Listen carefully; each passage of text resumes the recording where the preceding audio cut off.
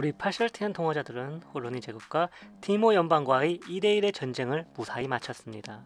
그리고 마침 다행히 북쪽에 있는 바비르 선강 기업이 불가침 조약을 맺자고 제의했습니다. 지난번처럼 2대1로 샌드위치 공격을 당하지 않으려면 친구를 만들 필요가 있겠죠? 그리고 남쪽에 있는 아브티리아 사제단들과도 관계 개선에 나섰습니다. 전쟁에서 입은 손해도 어느 정도 복구되었으니 이제 국력을 신장하는 일만 남았습니다. 우선 아스틴다 성계에 출몰하는 우주 괴물을 퇴치하고 남쪽의 판도를 공고히 하였습니다. 또한 루란 성계를 탐사했는데 거주 가능한 행성이 무려 3개나 발견되었습니다. 스텔라리스를 한 300시간 플레이했는데요. 이런 경험은 처음입니다. 그리고 이상현상 연구를 통해서 사회적 페로몬이라는 새로운 유전적 특질을 얻었습니다. 덕분에 우리 파셜티안들은 좁은 집에서 살아도 덜 불만을 가질 수 있게 되었습니다. 이는 향후에 주거난 해소에 큰 도움이 될 거라고 생각합니다. 그리고 확장 전통을 다 찍어서 이제 새로운 승천퍽을 개방할 때가 왔습니다. 파셜티안은 각 행성의 자원을 최대로 개발시켜주는 마스터 오브 네이처 승천퍽을 찍었습니다. 그리고 어느 날은 바비르 선강 기업의 배를 인양하여 그들에게 넘겨주었습니다. 환심을 사기 위해서지요. 우리 파셜티안 동화자들이 순조롭게 내정을 운영하는 동안 별안간 티모 연방에서 다시 선전포고를 때렸습니다. 그리고 동시에 베르티시우스 기술체에서 우리 파셜티안 동화자들이 장악하고 있는 성계에 대해서 영유권을 주장하고 나섰습니다. 그래서 재빠르게 베르티시우스 기술체에 외교관을 보내 그들을 달래기로 하였습니다. 왜냐하면 티모 연방은 서쪽에서 진군해 오고 있는데 베르티시우스 기술체가 우리 파셜티안 동화자들의 동쪽을 습격한다면 베르티시우스 기술체에 우리의 성계를 내줄 수밖에 없습니다. 왜냐하면 우리 파셜티안 동화자들의 함대 전력이 저 두 제국을 동시에 상대할 수 없기 때문에 어느 한쪽은 포기해야 하기 때문입니다. 티모 연방의 함대가 우리 이필리온 성계로 진공하고 있습니다. 티모 연방의 함대가 이필리온 성계의 주둔해 있는 우리 파셜티안 함대와 그리고 항성기지를 우회해서 사드로크 성계로 몰래 들어가려고 하고 있습니다. 왜냐하면 우리 파셜티안의 전투력은 5500, 티모 연방 함대의 전투력은 3500이기 때문에 정면으로 싸우면 승산이 없기 때문이죠. 그래서 우리 파셜티안의 함대가 티모 연방의 함대를 항성기지의 사정거리까지 유인해야 합니다. 만약에 이거 신경 써주지 않으면 티모 연방의 3500짜리 전투력을 가지고 있는 함대가 우리 파셜티안의 본진을 동해 번쩍 서해 번쩍 유린할지도 모르기 때문입니다. 결국 티모 연방의 함대는 이필리온 성계를 뚫지 못하고 장렬하게 산화하였습니다. 티모 연방의 함대는 다시는 이필리온 성계를 넘보지 못할 것 같습니다. 왜냐하면 지금 티모 연방은 우리 말고도 다른 세 나라와 전쟁을 벌이고 있기 때문입니다.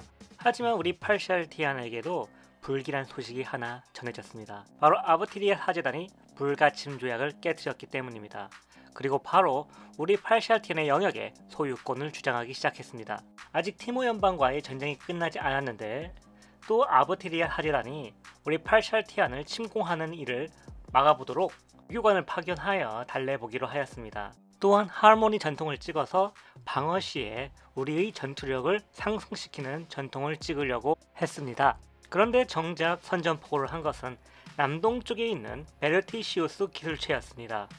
보이시나요? 이들의 막강한 전투력을. 그래서 특수 자원을 소모해서 전투력을 끌어올리고 미리 함대를 제드란 성계에 대기시켜 놓았습니다. 그리고 전투력이 2000인 고대 순양함을 복원하여 전력에 추가하였습니다. 그래도 실은 우리 파셜티안 동화자들의 전투력은 베르티시우스 기술체는 못 미칩니다. 왜냐하면 베르티시우스 기술체는 전투력이 13000에 육박하고 우리 파셜티안은 기껏해야 11000 밖에 되지 않기 때문이지요. 그런데 이상하게도 베르티시우스 기술체는 진격을 하지 않습니다. 아마 우리 파셜티안 동화자들의 자원 소모를 기다리고 있는 것 아닐까요? 기실 우리 파셜티안이 지금까지 생산한 함대는 우리의 운영 능력을 아득히 초과하였습니다. 화면 제일 우측 상단에 비행기표가 그려져 있는 배너를 보시면 지금 파셜티안 동화자들이 운영할 수 있는 적절한 함대는 30인데 지금까지 생산한 것은 90대입니다. 그래서 지금 함대 유지비가 어마무시하게 나가고 있습니다. 스텔라리스 세계관에서 화폐 역할을 하는 에너지가 계속 적자인 걸 보면 이를 알 수 있습니다. 그런데 설상가상으로 후르니 제국이 다시 즈하프 성계를 차지하기 위해서 선전포고를 걸었습니다. 물론 1대1로 전력으로 싸우면 충분히 방어할 수 있지만 지금 팔샬티안 함대는 남동쪽에서 베르티시우스 기술체와 대치하고 있기 때문에 전체 함대의 절반만 즈하프 성계로 급파할 수밖에 없습니다. 하지만 베르티시우스 기술체와 대치하고 있는 성계가 즈하프 성계와는 너무나 멀기 때문에 걔가 후르니 제국의 함대에 함락되는 것을 지켜볼 수밖에 없었습니다. 그리고 아닌 밤중에 홍두깨라더니 아부티리아 사제단도 갑자기 선전포고를 걸고 우리의 살루리아 성계로 진군하기 시작하였습니다. 살루리아 성계는 너무나도 쉽게 아부티리아 사제단에게 함락당하고 말았습니다. 그래서 당장 베르티시우스 기술체를 상대하고 있는 나머지 전함들을 모두 즈하프 성계 일대로 급파하였습니다. 베르티시우스 기술체와 대치하고 있는 곳은 아직 개발이 되지 않은 변경이지만 즈하프 성계는 지금 한창 개발 중에 있는 다른 성계와 이어주는 길목입니다.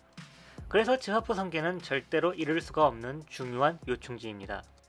우리 팔샬티안들이 제드란에서 모든 함대를 철수시킨 것을 확인한 베르티시우스 기술체는 바로 점령에 나섰습니다. 제드란 항성기지가 격렬하게 저항하지만 압도적인 물량 앞에는 장사가 없었습니다. 그리고 제드란 성계도 우리 팔샬티안 동화자들에게는 매우 중요한 성계 중 하나입니다. 왜냐하면 남동쪽의 여러 성계들과 이어주는 길목이기 때문이지요. 하지만 눈물을 머금고 베르티시우스 기술체에게 항복을 하였습니다. 왜냐하면 지금 당장에는 즈하프 성계가 더욱 중요하기 때문이지요. 그래도 불행 중 다행인 것은 방어시 전투력이 올라가는 전통을 들여 찍을 수 있게 되었습니다. 이제 저 불괴물들은 즈하프 성계 일대를 수복하러 나설 차례입니다.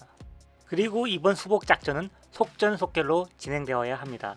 왜냐하면 지금 함대를 운영하는 데 드는 비용이 너무 많이 들기 때문에 가지각색의 자원을 모두 팔아서 겨우 전력을 유지하고 있기 때문입니다.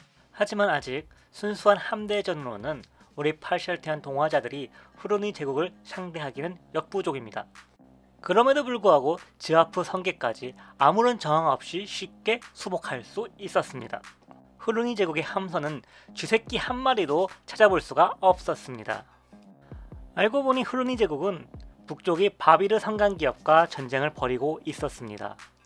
그리고 바비르 성간 기업은 후르니 제국의 영토를 일부 점령한 상태였습니다. 예전에 우리 팔샬티안들이 바비르 성간 기업에게 그들의 난파선을 돌려보내준 적이 있습니다.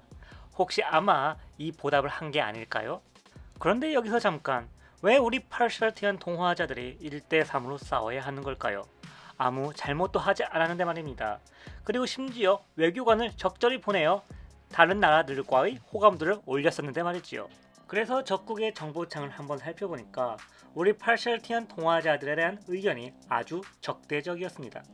특히 한가운데에 있는 Mysterious Disappearance, 즉 이상한 실종이 마이너스 100을 차지하고 있는 것을 보실 수가 있습니다. 이게 가리키는 게 뭐냐면요, 우리 팔샬티안들이 숙주들을 동화시켜서 네크로이드로 만드는 작업을 가리키는 것 같습니다. 다시 말해서 원시 행성에 살고 있는 선주민들의 증발에 대한 용의자로 우리를 지목하고 있다는 것이지요.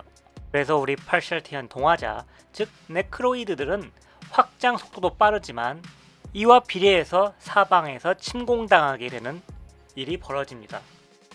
어찌되었건 후르니 제국에게 점령당했던 즈하프 성계를 수복하는 데 성공했으니 이제 아부티리아 사제단이 점령하고 있는 살루리아 성계로 가보겠습니다. 그리고 참고로 지금 추가 함대 생산은 불가능합니다.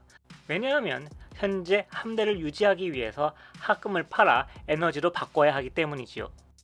이 와중에 자신이 원하는 지역을 다 차지한 아부티리아 사제단은 정전협정을 제의합니다.